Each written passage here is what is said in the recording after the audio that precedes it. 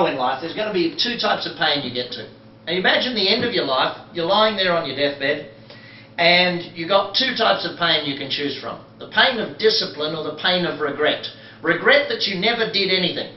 Regret that nothing ever happened for you. Regret that you didn't climb the Great Wall of China. Regret that you didn't fly to Australia and take a vacation. I know every American wants to go to Australia. Same with the British. You all want to come to Australia. Come down, have a vacation there.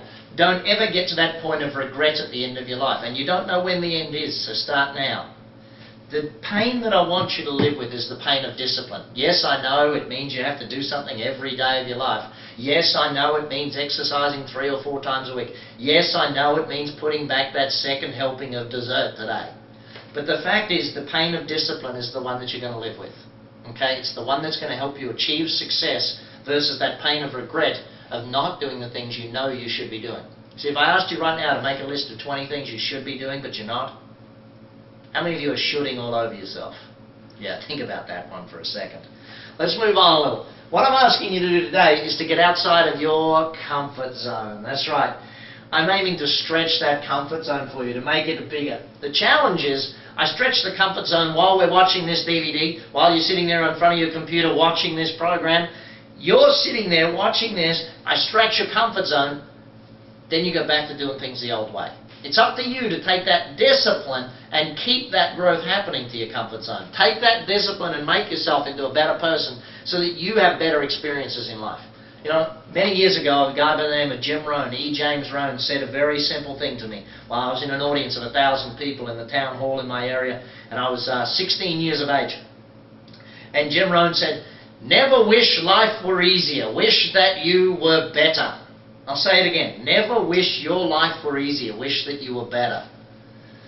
It just made so much sense to me. The better I get at life, the easier life gets. You know, the better I get at sales, the better I get at business, the better I get at math, the better I get at my relationships, whatever it is. The better I get at it, the easier it gets. And how do I get better? I study it. I learn about it. Push yourself outside your comfort zone and then stay outside that comfort zone. Now, here's why that works. We live on this thing called planet Earth. Here's you, there's a problem, you've got that pink dot. What happens to most people? What do? Run away from the problem. As soon as they run away from it on this thing called planet Earth, it's round. What happens? They meet up with it again. It comes back. And generally it's what? A whole heck of a lot bigger, that problem. The challenge with most human beings is they don't deal with their problems straight away. They wait and wait and wait. They wait till they have a heart attack. They wait till they have a stroke. They wait till, you know, they're almost bankrupt. They wait until they're getting a divorce. They wait until, you know, all these things that they wait until the last minute to try and fix it. But here's the way I look at it. Let's take an examination.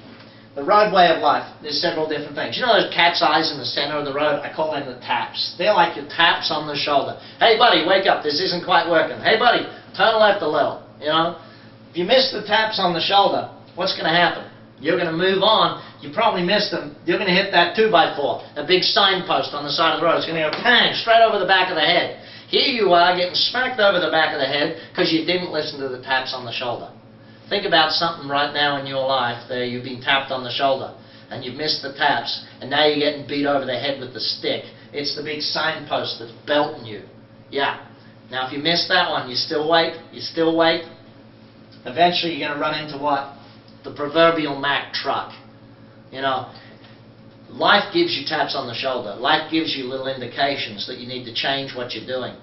Life gives you 2x4s. It gives you the big signposts that belt you over the back of the head. It'll eventually give you the Mack truck. Take the taps. Feel those. See the signposts. Don't wait for that Mack truck to come beat you up. You can take the steps earlier. Now what I'm asking you to do here today is in some ways change. Let's examine my formula for change, because we don't just want short-term change, we actually want long-term change. For most people, that's an extraordinarily difficult thing. Here's my formula for it. D times V plus F has to be greater than R. In fact, when you write this down, I want you to put a brackets around the D and the V. I want you to take it and change it so that it's D times V, then plus the F has to be greater than R. Now, here's what all those things stand for. D stands for dissatisfaction. V stands for your vision. F is for your first steps. and R is about your resistance. Let's explain each one of those in a little bit of detail. D times V in those brackets, and I've asked you to write it down in that way. If you're not dissatisfied with life, you're not going to make change. If, you just keep saying you want to give up smoking, but, you're not dissatisfied with it. You keep saying you want to drop some pounds, but you're not dissatisfied with it. Vision.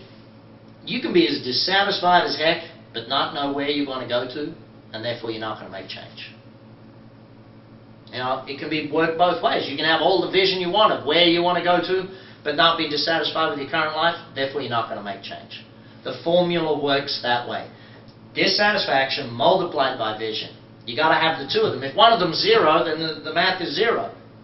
Add to that the first step. See, knowing what to do is the least important part of change. Having the dissatisfaction and the vision is the most important part of change. See, if you want to drop weight, you know what to do. Eat less, exercise. It's pretty simple. You got to have the dissatisfaction though, and you got to have the vision if you're going to complete the first steps. Then what you got to do is you got to look at that resistance factor. Where does that resistance in human beings come from to change? Where does that resistance to making the steps forward come from? Let's take an examination of that. Here we are. First reason people stay right where they are, what is it? It's fear. And fear, by my definition, is simple. I've got it on your screen there for you. False expectations appearing real. Now, I'll give you an example. I remember many years ago I was doing a thing called rap jumping, which where you go to the top of a 20-story building, they tie a rope on the back of you, put you in a harness, and you got to run face first down the side of the building with the rope behind you.